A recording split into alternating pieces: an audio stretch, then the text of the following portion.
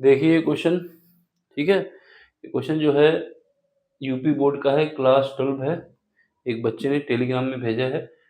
इस समीकरण को हमें कैसे सॉल्व करना है, सॉरी, व्यू विधि से सॉल्व करना है, ठीक है। तो मैट्रिक्स मेथड से यूज करना है। तो इसको समीकरण नंबर 1 मान लेते हैं, इसको समीकरण नंबर 2 मान लेते हैं और इसको समीकरण नंबर 3 मान लेते हैं, ठीक है। हमारे पास क्या है, इसका सोल्यूशन लिख दें, यहीं से लिख दिया है सोल्यूशन, ठीक है। चलो सबसे पहले क्या करते हैं, हमारे पास कभी भी ऐसी मैट्रिक्स आती है तो हमको ax इंटू बी के फॉर्म में बनाना होता है, ठीक है। तो यहाँ से a इनवर्स का दोनों तरफ जब मल्टीप्लाई करेंगे तो यहाँ से हमारे पास आ जाएगा a इनवर्स, सॉरी क्या आ जाएगा, जब a इनवर्स का दोनों तरफ मल्टीप्लाई करोगे तो यहाँ से हमारे पास आ जाएगा a इनवर्स, आगे की तरफ मर्ज कर सकते हैं और यहाँ पर आ जाएगा a इनवर्स, सीधे आगे की तरफ कर रहे हैं, ठीक है। a और यहाँ पर a इनवर्स मल्टीप्लाई कर रहे हैं, यहाँ पर क्या है a तो पहले से था, x आ जाएगा, तो यहाँ पर a इनवर्स b आ जाएगा, ठीक है। या तो ऐसे कर लें, ये हमारा एक i हो जाएगा, क्या हो जाएगा i, आइडेंटिटी मैट्रिक्स हो जाता है। तो ये हमारा हो जाएगा i और यहाँ पर x इक्वल टू आ जाएगा a इनवर्स b। या तो ये तरीका है, इसको मेन तरीका तो यही है, या फिर हम इसको सीधे ही ऐसे याद कर लेते हैं, इससे डिवाइड करेंगे फिर ऊपर ले जाएंगे, जैसे 1 डिवाइड बाई x होता है तो ऊपर ले जाते हैं a इनवर्स हो जाता है, वैसे इसको कर लेंगे, यहाँ पर हमारे पास a इनवर्स b हो जाएगा, ठीक है। तो ये हमारा समीकरण नंबर कौन सा बन जाएगा, 4 बन जाएगा, इसका आगे यूज होगा, ठीक। सबसे पहले क्या करते हैं, इन समीकरण को एक नाम दे देंगे, फिर उसके बाद ये बना लेंगे। अब हमारा काम है कि मैट्रिक्स ए बना ले, मैट्रिक्स बी बना ले और मैट्रिक्स एक्स बना ले। तो मैट्रिक्स ए क्या होगा, जो हमारा मैट्रिक्स ए या व्यू ए होगा, यहाँ पे दिख रहा है, वो कैसे निकलेगा, जो हमारे पास एक्स वाई और जेड के कोफिशिएंट इनको लिखो, एक्स वाई और जेड के, पहली इक्वेशन की क्या है 2 है, फिर 3 है, फिर उसके बाद 3 है, दूसरी इक्वेशन में क्या है 1 है, वाई का कितना है -2 है, जेड का कितना है 1 है, फिर उसके बाद तीसरी इक्वेशन में आ जाओ, यहाँ पर कितना है 3 है, यहाँ -1 है, यहाँ -2 है, तो ये हमारे पास मैट्रिक्स ए आ जाएगा, ठीक है। इसके बाद मैट्रिक्स बी क्या होगा, जो हमारे पास कांस्टेंट टर्म है, जैसे 5 है, -4 है और 3 है, इनका कॉलम मैट्रिक्स, तो 5 -4 फिर उसके बाद लास्ट में 3 है, तो ये हमारा क्या हो जाएगा, ये मैट्रिक्स हो जाएगा हमारे पास बी मैट्रिक्स हो जाएगा, ठीक है। अब बात आती है मैट्रिक्स एक्स, एक्स क्या होगा, एक्स मैट्रिक्स जो होगा वो हमारा होगा, एक्स हमारा जो होगा क्या होगा, स्मॉल एक्स, स्मॉल वाई और स्मॉल जेड। तो ये सारा कुछ हमने बना लिया है जो अब हमें काम आएगा, ठीक है। यहाँ से समझ में आना चाहिए ए कैसे निकालते हैं। मैट्रिक्स ए निकालने के लिए हम क्या करते हैं, जो हमारे पास एक्स वाई और जेड के कोफिशिएंट है, ये पहली इक्वेशन का रो, दूसरी इक्वेशन में रो और तीसरी इक्वेशन में रो, ठीक है। तीनों इक्वेशन का एक एक रो में रख देना है, पहली इक्वेशन का पहली रो में, दूसरी इक्वेशन का दूसरी रो में और तीसरी इक्वेशन का तीसरी रो में एक्स वाई जेड के कोफिशिएंट जो है उनको रखना है।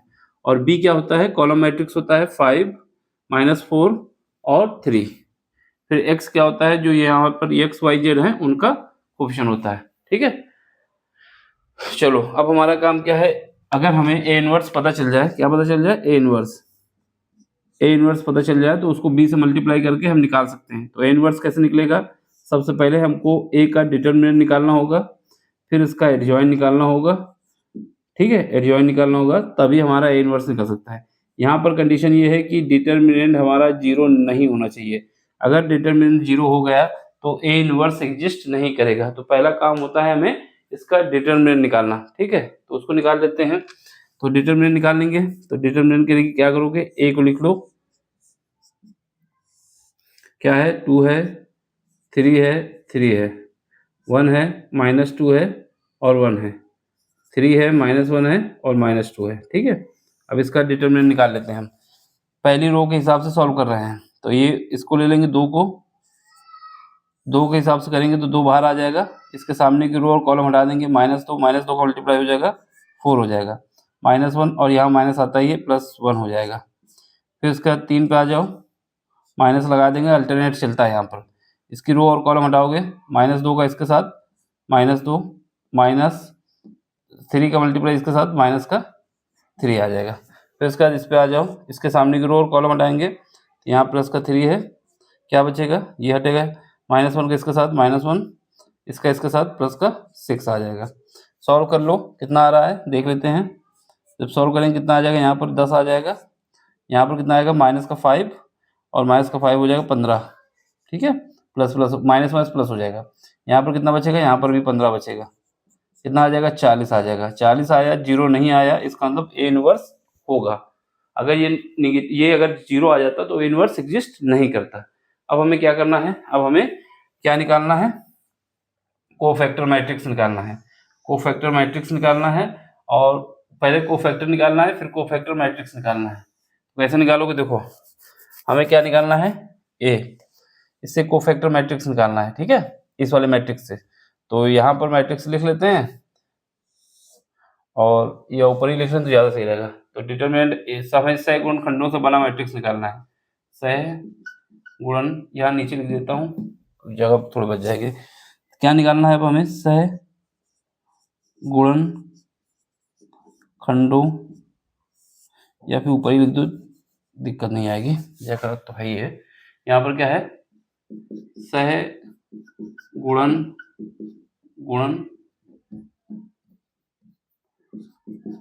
सह गुणन खंडों से बना आव्यूह मैट्रिक्स बोला जाता है, ठीक है। सह गुणनखंड को कहा जाता है कोफैक्टर मैट्रिक्स, ये आव्यूह मैट्रिक्स है, ठीक है। चलो, तो सबसे पहले हमें क्या करना होगा, तो मैट्रिक्स ए लिख लेना होगा, मैट्रिक्स ए लिखना होगा। मैट्रिक्स ए कितना दिया है, मैट्रिक्स ए हमारे पास दिया हुआ है 2 है, 3 है, 3 है, फिर 1 है, -2 है, फिर 1 है, फिर 3 है, फिर -1 है, फिर -2 है, ठीक है। एक एक देखे रहे ना कि कोई गलत नहीं होना चाहिए। चलो, अब हमें कोफैक्टर मैट्रिक्स बनाना है, उसके लिए क्या करना होगा, ये हम इधर लिख दे रहा है, कोफैक्टर मैट्रिक्स निकालना है हमको। कोफैक्टर मैट्रिक्स क्यों निकालना है, क्योंकि जो एडजॉइन होता है वो कोफैक्टर मैट्रिक्स का ट्रांसपोज होता है। यहाँ पर ये भी लिख सकते हो, हमारे पास जो एडजॉइन होता है, एडजॉइन ऑफ ए आता है, वो क्या होता है, कोफैक्टर मैट्रिक्स निकालने उसका ट्रांसपोज कर दे तो हमारे पास को एडजॉइन मिल जाता है। एडजॉइन मिल जाएगा तो यहाँ रख देंगे तो ए इनवर्स मिल जाएगा, ठीक है। तो हमें कोफैक्टर मैट्रिक्स निकालना हो, तो अब यहाँ पर क्या कर लेते हैं, यहाँ पर एक रफ वर्क होगा, तो इसमें क्या लिखोगे, सह गुणनखंड, ठीक है, सह गुणनखंड कैसे निकालोगे, इसके लिए जो फार्मूला हम लोग यूज करेंगे वो क्या यूज करेंगे, Cij इज इक्वल टू -1 की पावर क्या होगा, i प्लस j होगा, और रिमेनिंग मैट्रिक्स Mij। ये बात क्या है, इसमें अगर हमें किसी एलिमेंट का कोफैक्टर निकालना होता है तो उसकी ये i क्या होता है, रो होता है, j क्या होता है, कॉलम होता है। तो क्या करेंगे, जैसे हमें इसका निकालना है 2 का, तो 2 वाली पहली रो है और पहला कॉलम है, तो यहाँ पर क्या होगा, i की वैल्यू 1 होगी और j की वैल्यू भी 1 होगी। अब इसके सामने की रो और कॉलम को हटाने के बाद जो रिमेनिंग बचा है वो हमारा मैट्रिक्स हो जाएगा, ये वाला Mij, ठीक है। तो चलो पहला निकाल लेते हैं, इसकी पोजीशन C11 का मतलब है कि पहला रो है, पहला कॉलम है, ये एलिमेंट कौन सा है, 2 है, इसका कोफैक्टर निकालना है। तो क्या करोगे, 1 + 1, इसकी पावर क्या होगा, 2 हो जाएगा। -1 की पावर अगर इवन होती है तो 1 आता है, ठीक है, इसकी पावर इवन होगी तो क्या आएगा, 1 आएगा, यहाँ पर 1 आ जाएगा। Mij, इसके सामने की रो और कॉलम हटाने के बाद क्या बचा, -2 का 2 के साथ मल्टीप्लाई कर दो, -2 का -2 के साथ मल्टीप्लाई होगा तो 4 आ जाएगा, इसका इसके साथ होगा तो माइनस, ये देखो -1 है, इसके साथ जाएगा तो प्लस हो जाएगा, क्योंकि यहाँ पर अल्टरनेट प्लस भी आता है। तो ये कितना आ गया, 5 आ गया। तो पहला कोफैक्टर हमारा निकल के आ गया, जो निकल के आया उसको हम यहाँ पे पुट करते जाएंगे, ठीक है। चलो अब इसका निकाल लेते हैं 3 का कोफैक्टर, ठीक। तो इसके सामने की रो, ये पोजीशन क्या है, C12 का मतलब है कि पहली रो है, दूसरा कॉलम है, ठीक है, ये समझ लो, ये बहुत इंपॉर्टेंट है, यहाँ पर गड़बड़ी हो जाती है। पहली रो है और दूसरा कॉलम है, ये पहली रो है ना, पहली रो है, दूसरा कॉलम है। चलो यहाँ पर करोगे क्या आएगा, यहाँ पर हमारे पास -1 की पावर कितना हो जाएगा, 3, -1 की पावर अगर 3 होगा तो क्या आएगा, -1 आ जाएगा। अब इसके सामने की रो और कॉलम हटाओ, ये हटाओगे और ये हटाओगे, -2 का इसके साथ मल्टीप्लाई करो, कितना आएगा, -2 आएगा, -2 का इसके साथ, 3 का इसके साथ करोगे कितना आएगा, -3 आएगा, ये -1 से कितना हो जाएगा 5 हो जाएगा। ठीक है, तो ये भी हमारा कितना आ गया 5 आ गया, सेम आ गया। अब इसका निकाल लो, इसके सामने की रो और कॉलम हटा दो, ये हटा दो और ये हटा दो। ये क्या है C13, C13 का मतलब है कि पहली रो है तीसरा कॉलम है, -1 के ऊपर क्या होगा, दोनों का एडिशन 4 अगर इवन होती है तो 1 आ जाएगा। अब इसके सामने की रो और कॉलम हटाओ, -1 का इसके साथ मल्टीप्लाई करो, यहाँ पर माइनस का 1 आ जाएगा, 3 का इसके साथ करो तो प्लस का 6 आ जाएगा। कितना आ जाएगा, यहाँ पर भी 5 आ गया। तो पहली जो जितने भी एलिमेंट आए सब 5 आ गए। ठीक है, इसको देख लेना। अब इसके बाद दूसरे में आ जाओ, इसका कोफैक्टर निकालना है। ये क्या है C21 का मतलब है कि सेकंड रो है, पहला कॉलम है, और यहाँ पर क्या है -1, ये -1 के ऊपर कितना हो जाएगा 3 होगा, यानी -1 आ जाएगा। अब इसके सामने की रो और कॉलम हटाओ, इसके सामने की रो ये हो गई, कॉलम ये हो गया, -2 का मल्टीप्लाई इसके साथ होगा, -6, 1 का इसके साथ होगा, -1 प्लस हो जाएगा, 3 हो जाएगा। ठीक है, कितना आ जाएगा, -3 आएगा, लेकिन ये माइनस उसको प्लस कर देगा, 3 आ जाएगा। तो ये एलिमेंट 3 आ गया। फिर चलो C22 माइनस, ये कितना है, -1 की पावर 4 होगा, तो ये क्या आएगा 1 आएगा। ठीक है, -1 की पावर 4 हो जाएगा ना इन दोनों का एडिशन। अब यहाँ पे देखो, इसकी बात हो रही है, तो इसके सामने की रो कॉलम हटा देंगे, तो -2 का इसके साथ करोगे, -4 आ जाएगा, 3 का इसके साथ करोगे, -9 आ जाएगा, तो कितना आ जाएगा, -13 आ जाएगा। तो ये आ गया -13। अब इसका निकाल लो, इसका निकालोगे क्या है C23, इसके सामने की रो और कॉलम हटाओगे, तो यहाँ पे क्या बचेगा, पहले तो -2 और 2 और 3 5 होगा, यानी -1 की पावर 5 होगा, तो -1 आ जाएगा। अब ये हटाओ, ये हटाओ, ये हटाएंगे और ये हटाएंगे, -1 का इसके साथ करोगे, -2, 3 का इसके साथ करोगे, -9। ठीक है, इसके सामने की ये हटा दिया और ये हटा दिया, -1 का दिए ये। ठीक है, ये कितना आ गया, +13 आ गया। ठीक है, सॉरी +11 आ गया। देख लो एक बार फिर से, ये ऐसे हटा, ये हटा, ये हटा, माइनस, ठीक है, +11 आएगा। 11 होंगे ना, 11 और माइनस के प्लस का हो जाएगा, +11 आ गया। अब इसका हो गया। अब अगला देखो, यहाँ रिंग लाइट काम नहीं कर रही, क्या दिख तो रहा है, लेकिन इसको बंद कर दें तो सर्किल नहीं बनेगा। ठीक है, देख रहे हो यहाँ पे। चलो अब इसका निकालना है। जब इसका निकालोगे तो इसके सामने की रो और कॉलम हटाएंगे। ये क्या है C3 का पहले तीसरा रो है, पहला कॉलम है, ये हटा दो, ये हटा दो, -1 की पावर कितना आएगा, -1 की पावर 4 यानी 1 आ जाएगा। ये हटा दो, ये हटा देंगे, ये हटाओ, ये हटा, -1 का 3 के साथ 3 आ गया, 2 का इसके साथ प्लस का 6 आ गया, बराबर आ गया 9। तो ये एलिमेंट हमारा कितना आ गया, 9 आ गया। अब इसका निकाल लो, ये क्या है C32 है। ठीक है, अब ये क्या आ गया, 3 2 5, -1 आ जाएगा ना, इसकी पावर -1 हो जाएगा। ये हटा दो, ये हटा दो, 1 का 2 के साथ तो 2 आ जाएगा, 1 का 2 के साथ, 1 का 3 के साथ, माइनस का 3 आ जाएगा। क्या बचेगा, -1 का 1 बचेगा, ये फिर 1 हो जाएगा, क्योंकि ये माइनस है ना, तो यहाँ पर 1 बचेगा। अब इसका निकाल लो, ये क्या है C33 है, -1, सॉरी ये कितना आ जाएगा, ये हमारे पास पावर 6 होगी -1 की, तो ये 1 आ जाएगा। यहाँ पे क्या बचा, इसके सामने की ये हटाना और ये हटाना, -2 का इसके साथ, -4 और इसके साथ -3, बराबर आ जाएगा -7। कितना आ जाएगा, -7। ठीक है, इतना आ गया, ये सब निकाल लिए। ये हमारे कोफैक्टर से बना हुआ मैट्रिक्स निकाल लिया। अब हमें क्या करना है, अगर एडजॉइन चाहिए तो कोफैक्टर के मैट्रिक्स को ट्रांसपोज कर देना है। ट्रांसपोज करने का मतलब होता है कि जो मैट्रिक्स आपको दिया गया है उसकी रो को कॉलम में बदल दिया जाए, या फिर कॉलम को रो में, जो भी आपको अच्छा लगे कर दे। तो अब इसकी पहली रो ये है, इसको पहला कॉलम बना लेंगे, दूसरी रो ये है, इसको दूसरा कॉलम बना लेंगे, और तीसरी रो ये है, इसको तीसरा कॉलम बना लेंगे। चलो बना लेते हैं। तो यहाँ पर देखो, एडजॉइंट ऑफ ए कहें या फिर ट्रांसपोज ऑफ टी कहें, इज इक्वल टू, क्या करना है, पहली रो को पहला कॉलम बना लो, 5 5 और 5, दूसरी रो है ये 3 -13 और 11, तीसरी रो ये है 9 1 और -7। ये हमने निकाल लिया। अब हमें क्या करना है, अब हमें समीकरण नंबर 4 में जाना है। ए इनवर्स ये निकल चुका, सॉरी ए इनवर्स अभी निकालना है। तो ये हम एक इक्वेशन मान लें, छठा क्या मान लेते हैं, 5वां मान लेते हैं। समीकरण नंबर 5 में ए इनवर्स निकालने के लिए क्या करोगे, इससे डिवाइड करोगे। समीकरण नंबर 5 से समीकरण 5 में आओगे तो हमारे पास क्या आएगा, A inverse is equal to 1 by determinant की वैल्यू कितने निकाली हमने, 40 निकाली है, ये 40 लिख दो, ठीक है। और यहाँ पर क्या है, एडजॉइंट ऑफ ए कितना निकाला, ये निकाला है, ये हमारा 5 है, 3 है, 9 है, 5 है, 13 है और 1 है, ठीक। 5 है, 13 है, 1 है, ठीक है। हाँ 5 है, 13, ये हमारा 5 आ जाएगा, 11 आ जाएगा, माइनस का 7 आ जाएगा, तो ये हमने रख दिया, ठीक है। अब हमारा काम क्या है, अब हमारा काम है ये जो ए इनवर्स निकाला है इसको समीकरण नंबर 4 में जाना है और ए और बी का मल्टीप्लाई कर देना है। तो इसमें भी कर लेते हैं यहाँ पर, ठीक है। चलो ये हमारा अलग पार्ट है, इसको अलग रखना है। अब क्या करोगे, समीकरण नंबर 4 से, अब इसमें क्या है, x इज इक्वल टू है हमारे पास ए इनवर्स बी है, ठीक है। अब इसको पुट करना है वैल्यू, चलो पुट करते हैं।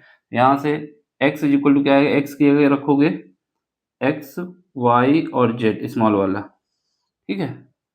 और यहाँ पर क्या है, 1 डिवाइड बाई 40 को तो पहले लिख दो, 40 जो है, और इसके बाद क्या है, इसके बाद हमारे पास जो इनवर्स है वो लिख दो, 5 है, 3 है, 9 है, फिर उसके बाद यहाँ पर 5 है, फिर माइनस का 13 है, फिर 1 है, ठीक है, थोड़ा बड़ा लिख दें,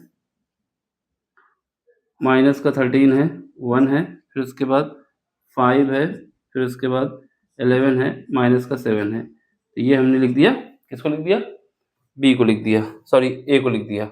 अब बी लिख दो, यहीं पर बी लिख दे रहा है, तो बी कितना है, बी हमारे पास 5 है और माइनस का 4 है,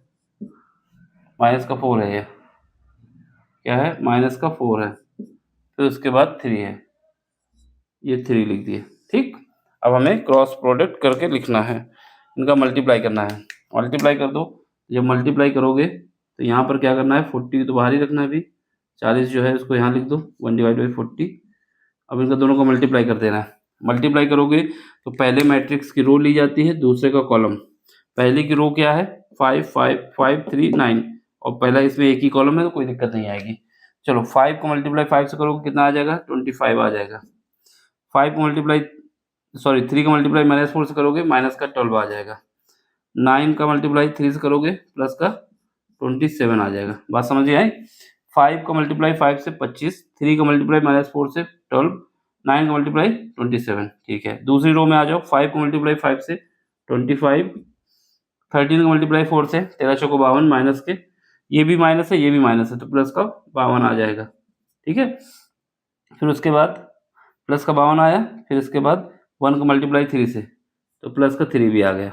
अब इसमें आ जाओ तीसरे वाले में, तीसरी रो में, 5 का मल्टीप्लाई 5 से 25, 11 का मल्टीप्लाई -4 से 44, माइनस का वो भी, और ये आ जाएगा -7 का 3 के साथ माइनस का 21, ठीक है।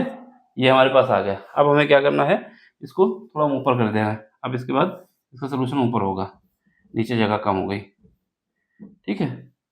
या अभी यहाँ पे आ सकता है इसके इक्वल, देख लो, जब इसको यहाँ पर डिवाइड करोगे तो 40 आ जाएगा, ठीक है। चलो अब इसको जोड़ो, ये कितना है 25, 25 में से 12 चले जाएंगे, 13 बचेंगे, 13 इसमें ऐड हो जाएंगे, 40 बचेगा। ये तो काम हो गया। ये हमारा क्या है 50, ये हो जाएगा 55, 55 और 25 हो जाएगा जाके, 55 और 25 हो जाएगा 80 हो जाएगा।